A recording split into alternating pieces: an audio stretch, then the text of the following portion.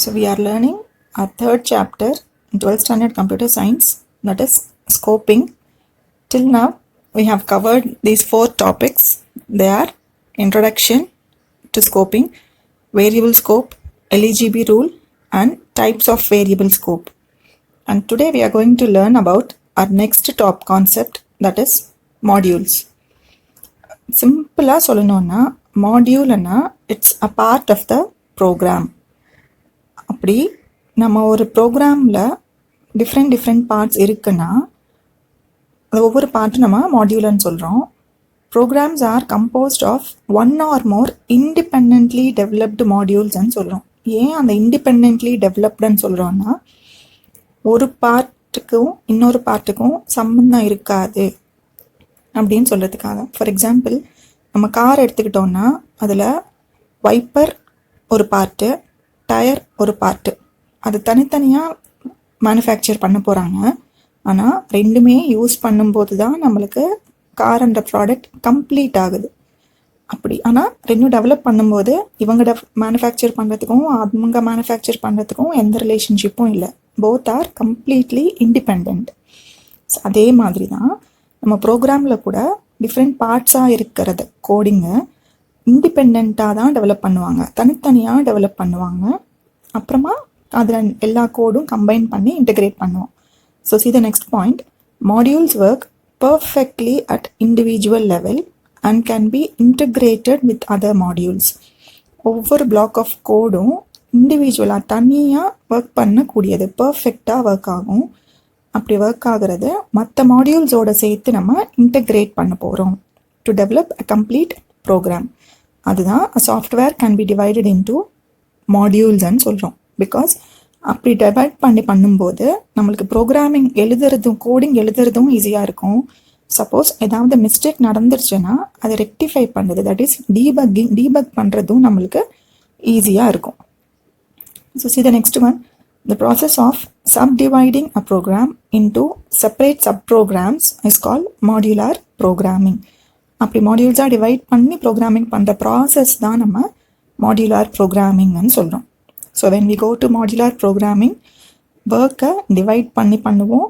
Divide பண்ண ஒர்க்கில் debug பண்ணுறதும் ஈஸியாக இருக்கும், ப்ரோக்ராம் டெவலப் பண்ணுறதும் ஈஸியாக இருக்கும். சேம் டைம் ஒவ்வொரு பார்ட்டும் நம்மளுக்கு இண்டிபெண்ட்டாக இருக்கும். And see procedures, subroutines and functions and சொல்கிறோம். all these points we have come across in the first chapter. இதெல்லாம் examples for modules ன்னு சொல்லலாம். see we shall discuss with an example.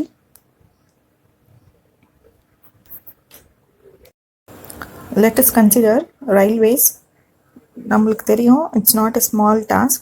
அதில் ஏதாவது ஒர்க் நடக்கணும்னா கண்டிப்பாக ஒருத்தரால் பண்ணக்கூடிய ஒர்க் கிடையாது. ஸோ நம்ம அந்த ஒர்க்கை டிவைட் பண்ண போகிறோம்.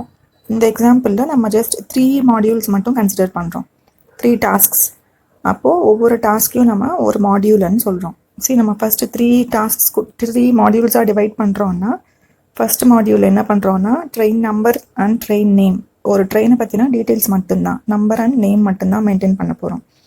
செகண்ட் மாடியூலில் ஒரு ட்ரெயினோட ஸ்கெடியூல் என்ன, அது வீக்லி ட்ரெயினா டெய்லி ட்ரெயினா, அதோட ரூட் என்ன, எங்கே ஸ்டார்ட் ஆகும், எந்த டைம் எந்த ஸ்டேஷனை க்ராஸ் பண்ணும், எவ்வளோ நேரம் அந்த ஸ்டேஷனில் வெயிட் பண்ணும், அந்த மாதிரி டேட்டாலாம் நம்ம செகண்ட் மாடியூலில் ஸ்டோர் பண்ண போகிறோம். அண்ட் தேர்ட் மாடியூலுக்கு வரும்போது அந்த ட்ரெயினில் சீட்டிங் அரேஞ்ச்மெண்ட் எப்படி இருக்குது, பர்த்து கிடைக்குமா, இல்லை சேர் கார் மட்டும்தான் இருக்குமா, ஏசியில் 2 டயர் இருக்கா, 3 டயர் இருக்கா, ஸ்லீப்பரில் எவ்வளோ ப்ரைஸு, அந்த டீட்டெயில்ஸ் எல்லாம் நம்ம தேர்ட் மாடியூலாக டிசைன் பண்ண போகிறோம். அப்போது நம்ம 3 பார்ட்ஸ்ன்னு சொல்லுது தான் ஒவ்வொன்றும் ஒரு மாடியூல்னு சொல்கிறோம். That is module is a part of a ப்ரோக்ராம்னு சொல்கிறோம். செகண்ட் பாயிண்ட் நம்ம என்ன பார்த்தோம்னா programs are composed of one or more independently developed modules. இப்போ ஒவ்வொன்றும் நம்ம ஒரு மாடியூல்னு சொல்லும்போது each one is independent. First மாடியூலுக்கும் செகண்ட் மாடியூலுக்கும் டிபெண்டன்சி கிடையாது, அது டிஃப்ரெண்ட், திஸ் இஸ் டிஃப்ரெண்ட். ஆனால் மாடியூல்ஸ் எல்லாம் தனித்தனியாக டெவலப் பண்ணியிருந்தாலும் நான் ஒரு ட்ரெயின் டிக்கெட் புக் பண்ணணும், ஒரு ரிசர்வேஷன் பண்ணணும்னு நினச்சேன்னா எனக்கு ட்ரெயின் நம்பர் தெரிஞ்சிருக்கணும், இல்லை ட்ரெயின் நேம் தெரிஞ்சிருக்கணும். அப்போ தான் நான் அந்த ட்ரெயினை வீக்லி ட்ரெயினா இல்லை டெய்லி ட்ரெயினா, அதோட ஸ்கெடியூல் என்ன, நான் இங்கே ஊரை கிராஸ் பண்ணி போகுமா, இல்லை எங்கேருந்து வருது, எப்போ போய் ரீச் ஆகும் அந்த டீட்டெயில்ஸ் தெரியணுன்னா செகண்ட் மாடியூல் வேணும். அந்த ட்ரெயினில் சீட்டிங் அரேஞ்ச்மெண்ட் எப்படி இருக்குது, எனக்கு பர்த் வேணும் அப்படின்னா அதில் அவைலபிலிட்டி இருக்கா, இருந்தால் அதோட ப்ரைஸ் என்ன, அது தெரிஞ்சுக்கிறதுக்கு தேர்ட் மாடியூலில் இருக்கிற டேட்டாவை எடுக்கணும். ஸோ ஒவ்வொன்றும் இண்டிவிஜுவலாக இருந்தாலும் இந்த மூணுத்தையும் இன்டகிரேட் பண்ணதுக்கு அப்புறம்தான் என்னால் அந்த ட்ரெயினில் டிக்கெட் கிடைக்குமா இல்லையான்றது என்னால் டிசைட் பண்ண முடியும். ஸோ மாடியூல்ஸ் தனித்தனியாக இருந்தால் கூட all the modules are finally integrated with one another and நம்மளுக்கு தேவையான அவுட்புட்டை கொடுக்கும். So this process of dividing the program into sub programs தான் நம்ம மாடியுலர் ப்ரோக்ராமிங்னு சொல்கிறோம். So a module is a part of the program. Programs are composed of one or more independently developed modules. நம்ம இப்போ பார்த்த எக்ஸாம்பிளில் 3 different modules இருக்குது. ஒன்னோட ஒன்று இண்டிபெண்ட்டாக தான் இருக்குது. And modules work perfectly at individual levels. நம்ம ஃபஸ்ட்டு தனித்தனியாக அது ஒர்க் அவுட் பண்ணி பார்க்குறோம். ஒரு ட்ரெயின் நம்பர் கொடுத்தா ட்ரெயின் நேம் கரெக்டாக வருதா, இல்லை ஒரு ட்ரெயினோட ஸ்கெடியூல் படி அது டெய்லி ட்ரெயினாக வீக்லி ட்ரெயினான்றது நம்மளால் ஐடென்டிஃபை பண்ண முடியுதா. ஸோ இண்டிவிஜுவலாக ஒவ்வொன்றும் பர்ஃபெக்டாக ஒர்க் பண்ணுதான்னு செக் பண்ணுவோம். அப்புறமா அது எல்லாமே கம்பைன் பண்ணி டுகெதர் ஒரு ப்ரோக்ராமை டெவலப் பண்ண போகிறோம். And the process of subdividing the program into separate submodules தான், separate subprograms தான் நம்ம modular programming ன்னு சொல்கிறோம். So next, coming to the characteristics of modules, we have 5 points. The first one, modules contain instructions, processing logic and data. நம்ம இப்போ ஒரு மாடியூல்னு சொன்னால் அதில் நம்மளுக்கு சம் டேட்டா இருக்கும். அந்த டேட்டாவை ப்ராசஸ் பண்ணுறதுக்கான லாஜிக் அதிலையே இருக்கும். அந்த லாஜிக் இம்ப்ளிமெண்ட் பண்ணுறதுக்கான இன்ஸ்ட்ரக்ஷன்ஸும் அதில் தான் இருக்கும். So modules contain instructions, processing logic and data. So modules second one is modules can B separately compiled and stored in a library. தனியாக நம்ம அந்த மாடியூலை கம்பைல் பண்ணிக்கலாம். பிகாஸ் அது கம்ப்ளீட்டாக இருக்குது. தட் இஸ் டேட்டாவும் இருக்குது, அந்த டேட்டா ப்ராசஸ் பண்ணுறதுக்கான லாஜிக் இருக்குது, அதுக்கு தேவையான இன்ஸ்ட்ரக்ஷன்ஸும் இருக்குது. ஸோ அது கம்ப்ளீட்டாக இருக்கிறதுனால நம்ம அதை கம்பைல் பண்ணி தனியாக கூட ஸ்டோர் பண்ணிக்கலாம் அது லைப்ரரியில். Next point is modules can be included in a program. அப்படி தனியாக கம்பைல் பண்ணியிருக்கப்பட்ட ஃபைலை நம்ம இன்னொரு ப்ரோக்ராமில் தேவைப்பட்டால் கூட இன்க்ளூட் பண்ணிக்கலாம். And module segments can be used by invoking a name and some parameters. அப்படி நம்ம ஒரு ப்ரோக்ராம்குள்ளே ஒரு மாடியூல் யூஸ் பண்ணுறோன்னா நம்ம அந்த மாடியூலுக்கான நேம் யூஸ் பண்ணி அதுக்கு தேவையான பேராமீட்டர்ஸ் யூஸ் பண்ணி நம்மளோட ப்ரோக்ராம்குள்ளே யூஸ் பண்ணிக்கலாம். Module segments can be used by other modules. ப்ரோக்ராம்குள்ளே தான் இல்லை, ஒரு மாடியூலில் இருக்கிற கோடிங்காக இருக்கட்டும், அந்த ஃபங்க்ஷன்ஸாக இருக்கட்டும், நம்ம இன்னொரு மாடியூலில் கூட யூஸ் பண்ணிக்கலாம். Next, let us see the benefits of using modular programming. So less code to be written. நம்ம டிவைட் பண்ணி எழுதுறதுனால கோடோட லென்த்து ரொம்ப குறைஞ்சிடும். நம்ம கம்மியான இன்ஸ்ட்ரக்ஷன்ஸ் எழுதினாலே நம்மளோட ஒர்க்கை கம்ப்ளீட் பண்ணுறதுக்கான சான்ஸ் இருக்குது. Next one is a single procedure can be developed for reuse. So once நம்ம டெவலப் பண்ணிட்டோன்னா I can use it again and again. தேவைப்படும் போது நான் அந்த கோடை திருப்பி ரீயூஸ் பண்ணிக்கலாம். Next is programs can be designed more easily. சின்னதாக இருக்கிறதுனால நம்ம அதில் என்னென்ன பாசிபிலிட்டிஸ் இருக்குது, என்னெல்லாம் ப்ராப்ளம்ஸ் வரதுக்கான சான்ஸ் இருக்குன்றதை அனலைஸ் பண்ணி டிசைன் பண்ணுறதுக்கு ஈஸியாக இருக்கும். And it allows many programmers to collaborate on the same application. So நிறைய பேர் சேர்ந்து ஒர்க் பண்ணுறதுக்கும் கொடுக்கும் பாசிபிலிட்டி இருக்குது. பிகாஸ் நம்ம டிவைட் பண்ணி கொடுக்கும்போது இதனால் இப்படி வரதுக்கான சான்ஸ் இருக்குது, ஸோ இன்னொரு டீமில் அதனால என்ன அட்வான்டேஜ் இருக்குது, என்ன டிஸ்அட்வான்டேஜ் இருக்குன்றதும் புரிஞ்சுக்கிறதுக்கான சான்ஸும் இருக்குது. நிறைய பேர் சேர்ந்து ஒர்க் பண்ணும்போது அதை நம்ம many people can collaborate on the same அப்ளிகேஷன்னு சொல்கிறோம். And code is stored across multiple files. தனித்தனியாக பண்ணுறதுனால டிஃப்ரெண்ட் ஃபைல்ஸாக நம்ம ஸ்டோர் பண்ண போகிறோம். ஏதாவது ஒரு இடத்துல ஏதாவது ப்ராப்ளம் இருந்தால் கூட அந்த ஒரு பர்டிகுலர் கோடு மட்டும் நம்ம ரெக்டிஃபை பண்ணிக்கிட்டால் போதும். டேட்டா லாஸ் ஆனாலும் அந்த ஒரு பர்டிகுலர் ஃபைல் தான் நம்ம ரிட்ரைவ் பண்ணுறதுக்கான சுச்சுவேஷன் இருக்கும். The next is code is short, simple and easy to understand. நம்ம டிவைட் பண்ணுறதுனால ரொம்ப ஷார்ட்டாக இருக்கும், சிம்பிளாகவும் இருக்கும் அண்ட் ஈஸியாக புரிஞ்சிக்கிற மாதிரியும் இருக்கும். And errors can be easily identified. சின்ன சின்ன பார்ட்ஸாக இருக்கிறதுனால ஏதாவது ஒரு தப்பு நடக்குதுன்னா அது எந்த இடத்துல தப்பு நடந்திருக்குன்றதை ஐடென்டிஃபை பண்ணுறதும் ஈஸி. சேம் டைம் டீபக்கிங்கும் ஈஸியாக இருக்கும்.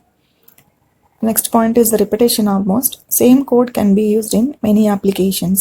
Once நம்ம define பண்ணிட்டோம்னா நிறைய அப்ளிகேஷன்ஸில் எங்கெல்லாம் தேவைப்படுதோ நம்ம அங்கெல்லாம் யூஸ் பண்ணிக்கலாம். Scoping of variables can be easily controlled. Scoping பண்ணுறோன்னா நம்ம அதோட ஒரு வேரியபிளையோ ஒரு டேட்டாவோடைய மூமெண்ட்டை ரெஸ்ட்ரிக்ட் பண்ண போகிறோம். ஸோ அந்த ரெஸ்ட்ரிக்ஷன் ஈஸியாக கண்ட்ரோல் பண்ண முடியும். Next, let us see access control. So what is access control and பார்த்தா, it is a security technique that regulates who or what can view or use the resources in a computing environment. நம்ம முதல்லேருந்து பார்க்கறது தான், ஒரு data இருந்துச்சுன்னா அது யார் பார்க்கலாம், யார் பார்க்கக்கூடாது, யாரை யூஸ் பண்ணலாம், யார் யூஸ் பண்ணக்கூடாது அப்படின்றத ரெஸ்ட்ரிக்ட் பண்ணுறதுக்காக யூஸ் பண்ணுறது தான் நம்ம இதை ஆக்சஸ் கண்ட்ரோல்னு சொல்கிறோம். இன் அதர் வேர்ட்ஸ், இன்னொரு விதமாக சொல்லணும்னா selective restriction of access to data. ஒரு டேட்டா இருந்தால் அதை ஆக்சஸ் பண்ணுறதுக்கு ரெஸ்ட்ரிக்ஷன்ஸ் ப்ரொவைட் பண்ணுறது. எந்த மாதிரி ரெஸ்ட்ரிக்ஷன்ஸ்ன்றது ஸ்பெசிஃபை பண்ணுறதும் இந்த ஆக்சஸ் கண்ட்ரோல் தான் சொல்கிறோம். ஜென்ரலாக நம்ம ஆப்ஜெக்ட் ஓரியன்டட் ப்ரோக்ராமிங்கில் யூஸ் பண்ணும்போது இந்த ஆக்சஸ் கண்ட்ரோல் ரெப்ரசன்ட் பண்ணுறதுக்காக நம்ம access specifiers, that is access modifiers use பண்ணியிருப்போம். நம்ம C++ல பார்க்கும்போது பப்ளிக், ப்ரைவேட் அண்ட் ப்ரொடெக்டட் இந்த 3 கீவேர்ட்ஸ் யூஸ் பண்ணி கிளாஸுக்குள்ளே டிஃபைன் பண்ணியிருப்போம். அதே கான்செப்ட் தான் நம்ம ஜாவாலையும் யூஸ் பண்ணுவோம். Because they both are object oriented programming languages. Just a recollection, private members என்ன பண்ணியிருப்போம், அந்த கிளாஸுக்குள்ளே மட்டும்தான் அது யூஸ் பண்ண முடியும், but not from outside the class. So private members can be handled only from within the class and not outside the கிளாஸ்ன்னு சொல்கிறோம். When we say public members, அதை அவுட் சைட் த கிளாஸ் இருந்து கூட நம்மளால் access பண்ண முடியும். அந்த டேட்டாவை ஆக்சஸ் பண்ணணும்னா we need an object of the same class, that is public. இப்போது அந்த ப்ரைவேட் வேரியபிள்ஸையும் மெம்பர் ஃபங்க்ஷன்ஸையும் பப்ளிக் டேட்டா மெம்பர்ஸையும் மெம்பர் ஃபங்க்ஷன்ஸையும் நம்ம ஒரு யூனிட்டாக கம்பைன் பண்ணுறோம். அதான் நம்ம கிளாஸ்ன்னு சொல்கிறோம் இல்லையா. அந்த கிளாஸில் கான்செப்ட் தான் இட் ப்ரொமோட்ஸ் டேட்டா என்கேப்சுலேஷன்னு சொல்கிறோம். இங்கே இன்ஸ்டன்ஸ் வேரியபிள்ஸ்னாலும் instance variables and methods are nothing but data members and நம்ம மெம்பர் ஃபங்க்ஷன்ஸ்ன்னு சொல்கிறது தான். So when they are combined into a single unit, அதுதான் நம்ம இட் இஸ் என்ஷூரிங் டேட்டா என்கேப்சுலேஷன்னு சொல்கிறோம். The last is protected data members. ப்ரொடெக்டட்னு சொன்னாலே அந்த கிளாஸுக்குள்ளே யூஸ் பண்ணலாம் அண்ட் அதோட சப் கிளாஸஸில் யூஸ் பண்ணலாம். சப் கிளாஸ்ன்னு சொன்னாலே நம்மளுக்கு பேரண்ட் அண்ட் சைல்டு ரிலேஷன்ஷிப் ஞாபகம் வந்துடும். That is through inheritance concept. So இது எல்லாமே ஆல்ரெடி C++ல பார்த்ததே தான், ஜஸ்ட் அ ரிகலெக்ஷன். நம்மளுக்கு இப்போது பைத்தானில் எப்படி இருக்கோன்னா, all the members in a Python class are public by default. டிஃபால்ட்டாக நம்மளுக்கு பைத்தனில் விசிபிலிட்டி ஆக்சஸ் ஸ்பெசிஃபையர் வந்து பப்ளிக்காக இருக்கும். ஆனால் நம்ம C++லையோ ஜாவாலையோ பார்க்கும்போது டிஃபால்ட் வந்து ப்ரைவேட்டாக இருக்கும். And any member can be accessed from outside the class environment in Python. அது பப்ளிக்காக டிஃபால்ட் மோட் இருக்கிறதுனால அந்த கிளாஸ்லேருந்து வெளியில் கூட from outside the class கூட வி கேன் ஆக்சஸ் த மெம்பர்ஸ்ன்னு சொல்கிறோம். But that is not possible with C++. ஏன்னா C++ல எப்படி இருக்கும், டிஃபால்ட் வந்து ப்ரைவேட். ஸோ அந்த கிளாஸ்லேருந்து வெளியில் வந்தால் நம்மளால் ஆக்சஸ் பண்ண முடியாது. ஆனால் பைத்தனில் பப்ளிக்காக டிஃபால்ட்டாக பப்ளிக்காக இருக்கிறதுனால I can access the data members even from outside the class. அப்படி பண்ணுறதுக்காக நம்மளுக்கு எந்த ஒரு ஆக்சஸ் ஸ்பெசிஃபையர் நம்ம அங்கே ப்ரைவேட் பப்ளிக் ப்ரொடெக்டட்ன்ற கீவேர்ட்ஸ் யூஸ் பண்ணியிருப்போம் C++ல.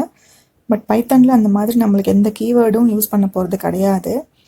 அப்போது டிஃபால்ட்டாக பப்ளிக்காக இருக்க போது அது ஸ்பெசிஃபிக்காக private R protected and specify பண்ணணும்னா நம்ம சிம்பிள் மெத்தட் என்ன பண்ணுவோம்னா, நம்ம யூஸ் பண்ண போகிற வேரியபிளையோ இல்லை ஒரு ஃபங்க்ஷனையோ, டேட்டா மெம்பரையும் மெம்பர் ஃபங்க்ஷனையும் தான் நம்ம இங்கே வேரியபிள்ஸ் ஆர் மெத்தட்ஸ்ன்னு சொல்கிறோம். அது யூஸ் பண்ணும்போது அதோட நேமுக்கு முன்னாடி சிங்கிள் அண்டர்ஸ்கோர் இல்லை டபுள் அண்டர்ஸ்கோர் ஸ்பெசிஃபை பண்ணுறோன்னா it's understood that they are not public, they are private and protected respectively. So this is about access control. With this, third chapter comes to an end. Any doubts, please post in the comment.